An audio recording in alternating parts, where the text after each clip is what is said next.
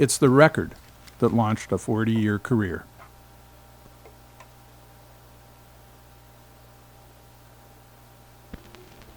Okay then, let's burn.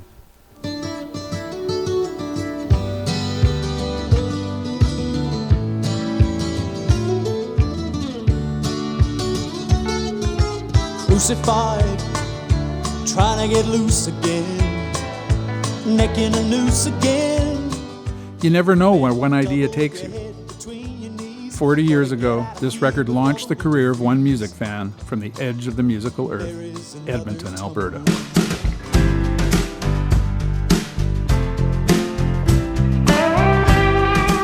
This is a look back at 40 years at the joy of the business of music for Holger Petersen, the owner and the brains behind Stony Plain Records, the little company that survives and thrives. My name is Peter North. I spent some time with Holger in the rich, vast library at CKUA Radio in Edmonton, another musical treasure.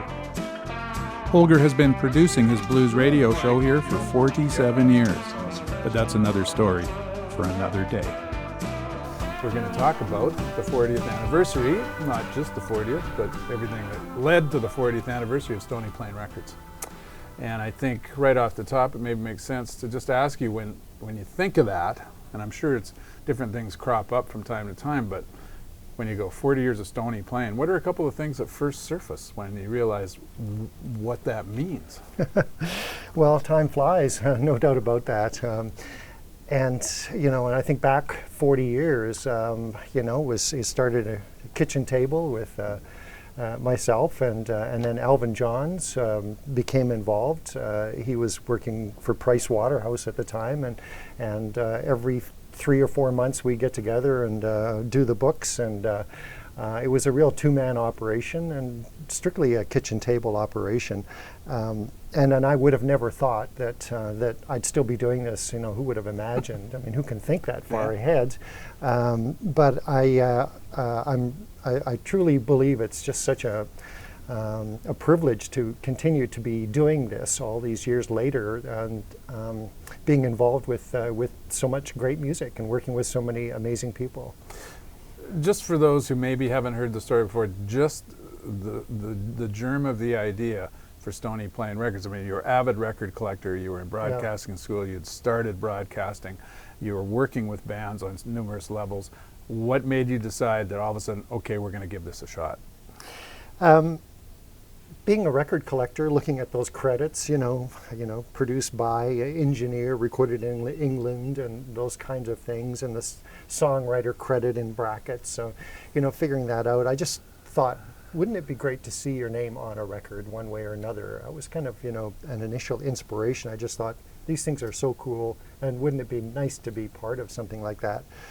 And that led to, in 1972, producing a couple of records, thanks in a big way to CKUA's help. So for the next 3 years, I did everything I could to be in a recording studio. I became kind of like a studio rat and just loved that, working with artists and in that environment and producing records for other people, some TV commercial work, and people like Liam Clancy and Humphrey and the Dump Trucks, and Johnny Shines and Roosevelt Sykes and Hot Cottage and Walter Horton.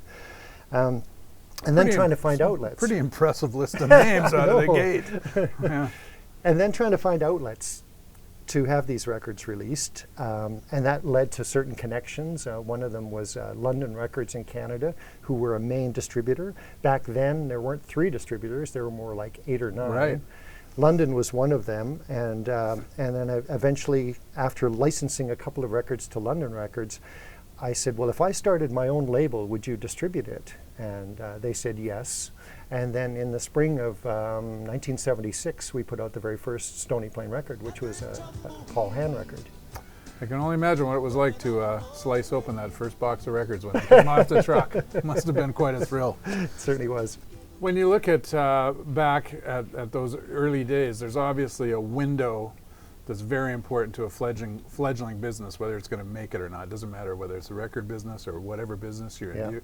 Do you remember when you had an idea that yes, we've gotten through some rough waters, we are going to actually be able to make this work, and we're going to we're going to have a future? There were two very significant events that occurred when I thought, the battle was lost, and it's time to try something new. One of them was I had made a connection with a label in Seattle. In fact, it was a guy called Jerry Denon who produced Kinsman, and Louie Louie, and so that was pretty interesting. And I had licensed Paul Hann to him, and literally one day, when there was no investment money, it was just basically scrounging around and doing a little bit, going into a studio when there was a little bit of money available and that kind of thing. So one day it was just, it wasn't happening. I just kind of came to the conclusion that this is the end of the road, and I was, literally sitting on my deck, in a spring sunshine kind of environment and thinking about winding down, and the phone rang, and I raced over to the little office in the house and picked up the phone. It was Jerry Denon, and he said that he had come up with this new investment strategy where he was acquiring masters and getting the licensing rights to the masters in the States. And what did I have? How many did I have that I could license to him for, $5,000 each or something like that? So I think there was 5 of them I had, and it was just like, I had, put the phone down, and it was just unbelievable. There was all of a sudden we saved by the bell. We should bounce from there up until today because the label is still so vibrant, and it's interesting to see who is on the label at this particular time, the things you're releasing, and who are the cornerstone acts right now. And I'd like you to talk maybe about a couple of those acts, and I'd like to talk about Colin Linden just for a minute, because it's sort of not quite a full circle thing, but in a way a full circle, that here he is back on the label, and you released his latest album in late 2015. And it's a fabulous recording. But yeah, let's talk about a few of those artists and start with Colin. Yeah, I first met Colin, I think he was 14 years old. He was at the Winnipeg Folk Festival.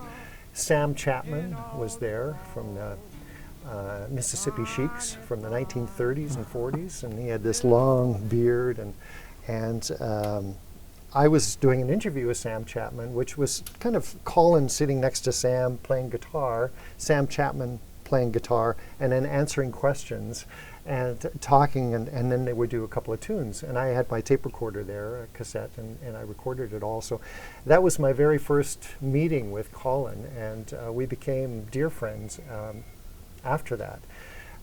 We released some of Colin's material, and then he went on to do so many other things, and of course, is a huge giant in the roots music business, playing with everybody from Greg Allman to you Bob name Dylan. it, Bob Dylan, Emmylou Harris, and he's played on over 500 records, I think, at this point. Eric Bibb, I don't know, just one of the class acts in roots music and the blues right now, and it's been interesting to watch his career just grow, and there's been a huge chapter of his career has taken place with Stony Plain Records. Carry me home, a band of angels coming after me, coming for to carry me home. I knew Eric's father, Leon Bibb, who was living in Vancouver and lived until, into his early 90s, which was wonderful. It's been a pleasure working with Eric Bibb, no doubt. He's incredibly talented on every single level, as a songwriter, as a singer, as a blues historian. There's nobody knows more about it and lives it and writes songs about, his passion for Booker White and so many other great blues artists. But the thing about Eric that I truly love too is that he's so genuine, he's so down to earth, he's so real, and he appreciates people who help him out. And you get that sincerity when you see him on stage. It's just undeniable. You were wrong. You were wrong. You were wrong. Well, meeting Steve Mariner, I think that was kind of a Cullen Linden type story. He was like 14 years old the first time I met Steve, and he was playing a blues club in Toronto, and I was just blown away, and we got to know each other a little bit. But Tony D from Monkey Junk I had known for years because he had the Tony D band. Also worked with Dutch Mason, who I had the pleasure of working with on a couple of records, the legendary Dutch Mason. Tony D was playing guitar with him as well. So when Monkey Junk came together, I actually knew 2 out of 3 of them fairly well, and watched that develop. And then when they recorded their first album, I thought, this is really something that it was a great record, and we started talking, and it came together, and I'm very, very proud to work with Monkey Junk. The importance of a band like Monkey Junk being on the road for Stony Plain Records and going out there and doing the grassroots thing, and how much do you have to take that into consideration when you're going, okay, I want this act on my label? It's so difficult these days, surviving in the music industry, because people really get most of their music for free, or all of their music in most cases, I guess, for free. And that makes it very difficult for artists and small independent record labels and anybody in the industry. So for a band like Monkey Junk to be on the road and always getting good reviews and selling CDs off the road and merch off the road, it makes a huge difference to everybody that's involved in that scene.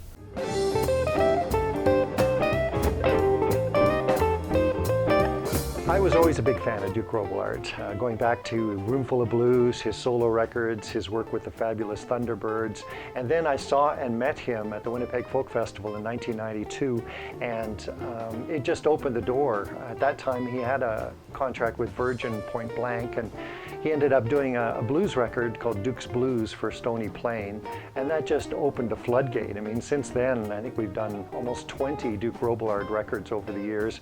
Duke has been almost the staff producer at Stony Plane, working with so many different people, and he's just contributed so much.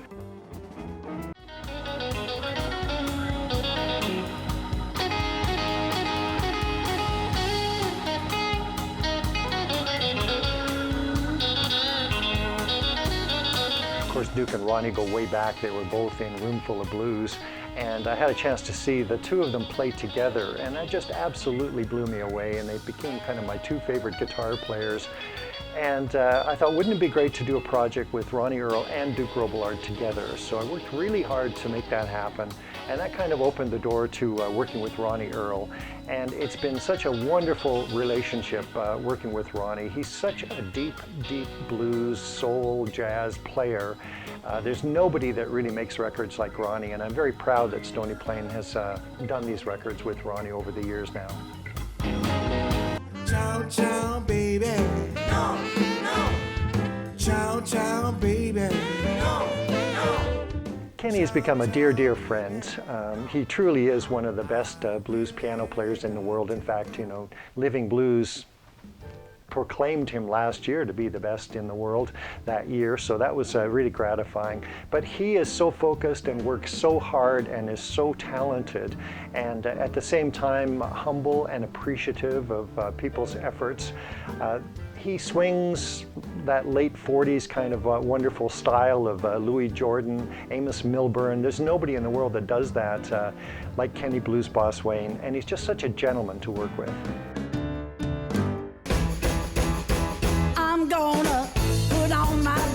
I've known Maria since, I guess, the mid-70s, and I was a huge fan of her, Jeff and Maria Muldaur records, and of course the Jim Kweskin Jug Band records, and then her own solo records. The first ones for Warner's, which, Waitress in a Donut Shop, and really diverse, eclectic material that had the best artists doing it, whether it's sitting in with Doc Watson, doing something, or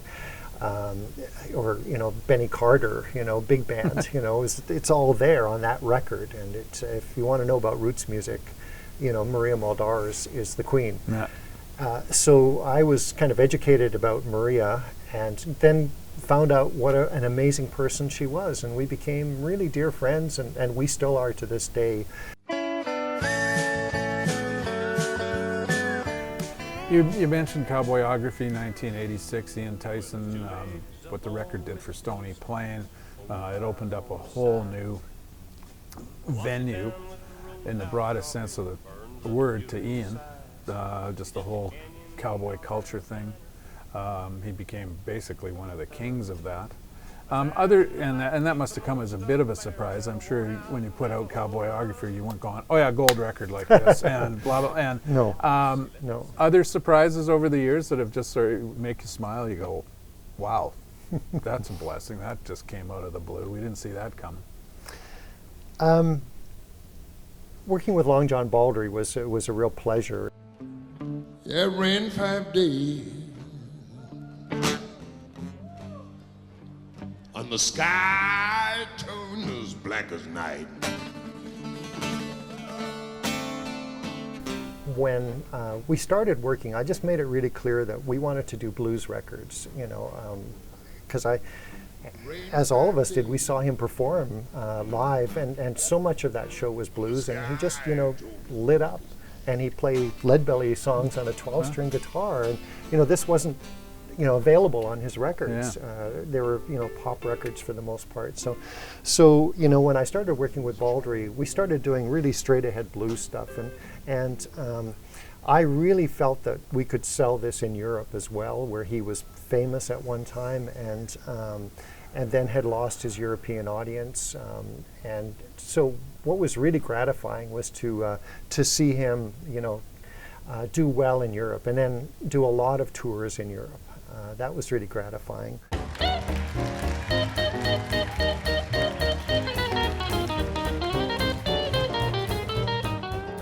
Working with Jeff Healey and finding, that jazz audience for Jeff, and getting to know Jeff, that was just one of the pleasures as well of all those years, was releasing so many good, Jeff Healey, Jazz Wizards tracks, and seeing the momentum there and starting to get more and more support there. I always find it fascinating as a friend and an associate, and it's one of the personality traits I really love, is you've always maintained you are still a fan. And somehow, you see a lot of people who end up in this business and it's all business, or they sort of enjoy it still, or once in a while, but you seem to be remarkably plugged in the muse of other people you seem to tap into. And is that just a gift? Is that, what is that? Or when do you know when to step back from it and sort of hit the refresh button and go, Yeah. I don't want to, feel overwhelmed or like, God, this is work all the time. But I don't never get that sense from you. Yeah, well, to me, it goes back to this vinyl, all the time, because, you get up in the morning sometimes and you go and you put on some vinyl, and there's always, went to a record fair on the weekends, I bought some more vinyl. Everywhere I go in the world, I, go to used vinyl stores and used bookstores and buy books about music. So, I